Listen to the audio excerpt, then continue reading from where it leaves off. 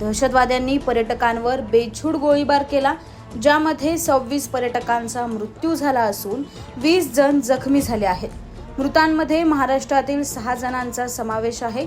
यात डोंबिवलीमधील 3, पुण्यातील 2 व पनवेलमधील 1 रहिवाशाचा समावेश आहे. डोंबिवलीतील 3 रहिवासी या दहशतवादी हल्ल्यात ठार झाले आहेत. तसेच एका लहान मुलाच्या बोटाला गोळी लागल्याने तो जखमी झालाय. संजय लेले, अतुल मोने आणि हेमंत जोशी हे 3 या दहशतवादी हल्ल्यात ठार झाले आहेत. तर संजय लेले यांचा मुलगा हर्षल याच्या हाताला गोळी चाटून गेली, त्यामुळे तो देखील जखमी झालाय. अतुल मोने हे डोंबिवली पश्चिमेकडील ठाकूरवाडी परिसरात राहतात.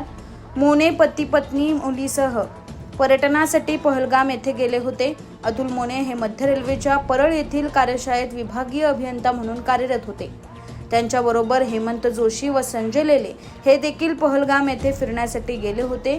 त्यांचाही दहशतवादी हल्ल्यात मृत्यू झालाय.